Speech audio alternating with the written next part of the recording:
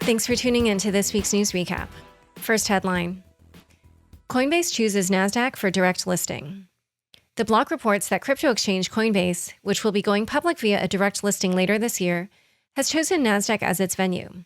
The selection is somewhat surprising given that the New York Stock Exchange, a Nasdaq rival, is an investor in Coinbase.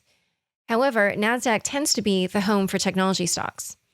On January 25th, Nasdaq Private Market, which allows secondary trading for shares in private companies, launched trading for Coinbase stock. According to the block, shares were matched at a price of $200, which implies a roughly $50 billion valuation for the largest crypto on-ramp in the US. That figure is lower, however, than the implied $70 billion valuation based on the pre-IPO futures contracts that have been trading for Coinbase on derivatives exchange FTX. Next headline: Microstrategy's Bitcoin for Corporations event draws more than 5,000. At the Bitcoin for Corporations event held by Microstrategy on Wednesday and Thursday, Chief Executive Michael Saylor said that more than 5,600 people had registered, and 1,400 companies had signed up for the conference session on legal considerations regarding buying Bitcoin. At the conference, Ross Stevens, CEO of Stone Ridge Asset Management and Executive Chairman of NYDIG, its Bitcoin subsidiary, estimated that there would be $25 billion in institutional Bitcoin assets by year's end. Watch this space for the impact this event has on Bitcoin over the same time frame. In other corporate Bitcoin news, Ruffer, the multi-billion-dollar investment management firm in the UK that had invested in Bitcoin last November, sold 40% of its holdings, netting $650 million. Next headline: January sees spike in cryptometrics. Total adjusted on-chain volume, which is another measure for economic throughput, nearly doubled from December to January, hitting $529 billion. That's 72% higher than the previous all-time high of $308 billion in January 2018, the top of the last bubble. From December 2020, Bitcoin's on-chain volume jumped by 57% and Ethereum's by 181%, though Bitcoin's on-chain volume is still 30% larger than Ethereum's. However, when stablecoins are added, the 30-day moving average of on-chain volume on Ethereum is about 1.6 times that of Bitcoin. The stablecoin supply alone grew 34% from December to $37 billion in January.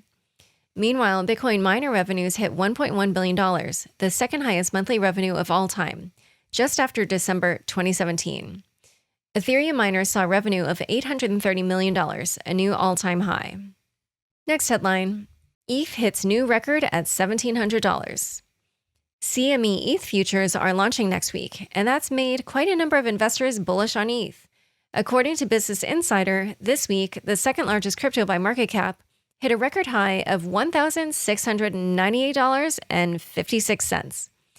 DeFi tokens also rode ETH's coattails, with the coins of Chainlink, SushiSwap, and Aave hitting record highs on Wednesday or Thursday.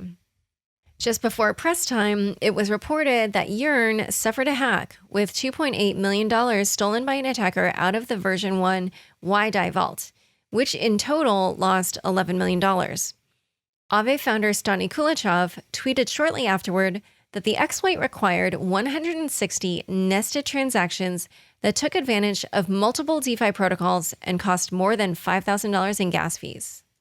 Next headline: PayPal plans for crypto unit. PayPal CEO Daniel Schulman, in the firm's Q1 earnings call, revealed that the company intends to create a department dedicated to crypto services. He also noted, quote, "Everyone who signed up for crypto is opening up their app 2 times as much as they previously did." Next headline: Visa may utilize crypto networks.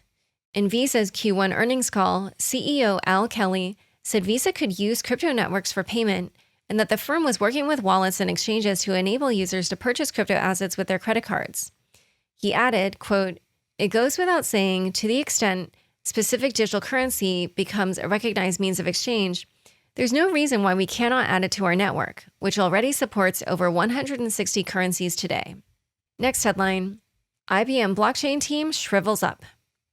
CoinDesk reports that the IBM blockchain team is, quote, "down to almost nothing," citing 4 anonymous sources. The company's blockchain unit had greatly missed revenue targets 2 years running and had undergone a number of firings for business reasons. One ex-IBM source estimated that the team was down to 10% of its former self. Also, the previous head of blockchain at IBM, Jerry Cuomo, a previous guest on Unchained, now works on artificial intelligence. CoinDesk writes, quote, "Looking back to its 2017 financial statement, IBM called itself the, quote, blockchain leader for business. All mention of the technology is now absent from the company's statements." An IBM spokesperson said, quote, "IBM maintains a strong team dedicated to blockchain across the company." Time for fun bits. Forbes Blockchain 50. See who makes the current crypto billionaires list. The Forbes Blockchain 50 editorial package has a number of great articles. These are my former colleagues, including a roundup on everyone's favorite topic, Bitcoin for corporations, with appearances by Michael Saylor and Daniel Schulman, who were previously mentioned in this news recap, plus a Q&A with Anthony Scaramucci of Skybridge Capital, which has a Bitcoin fund. Also, despite what's happening at IBM, the package describes how enterprises are using blockchain technology, with Honeywell, South African Sappi, and Atlanta's Kona Services making the list. Finally, the package includes the latest crypto billionaires list, with Coinbase CEO Brian Armstrong coming in at the top with $6.5 billion, FTX CEO Sam-Bankman-Fried coming in second at $4.5 billion, Ripple chairman Chris Larsen, who is being sued by the SEC, coming in third at $2.9 billion, Michael Saylor at $2 billion, ranking fourth, and Binance CEO Changpeng Zhao, aka CZ, coming in fifth at $1.9 billion. Check out the full list to see who else made the cut. Second fun bits. With New York Mag, Sam Bankman-Fried ballparks his net worth at $10 billion. If back during the election you were wondering how it was that FTX founder and CEO Sam Bankman-Fried became the second biggest donor to then presidential candidate Joe Biden, New York Mag, which was one of my favorite magazines, has you covered. First, Sam gives his own estimate of his net worth, $10 billion, which is more than double the $4.5 billion that Forbes estimated. This entertaining profile gets his philosophical thoughts on factory farming with this choice quote. "It's a chicken being tortured for 6 to 8 weeks so we can spend half an hour eating it." The article then details the vegan's interest in the effective altruism movement, which is his way of trying to achieve the greatest good for the greatest number of people. The article also runs through the math by which he realized that giving more than $5 million to Biden and pro-Biden groups would have a greater impact on the election than knocking on doors in swing states. And of course, it takes us through his presidential election prediction market wins and losses, which he reveals resulted in a non-trivial profit. Definitely a fun read about one of the more notable characters in the crypto space. All right, well, thanks for tuning in. To learn more about Mira, and crypto in Asia, be sure to check out the links in the show notes. Don't forget, we are now on YouTube. Subscribe to the Unchained YouTube channel today. Unconfirmed is produced by me, Laura Shin, with help from Anthony Yoon, Daniel Ness, Shashank, and the team at CLK Transcription. Thanks for listening.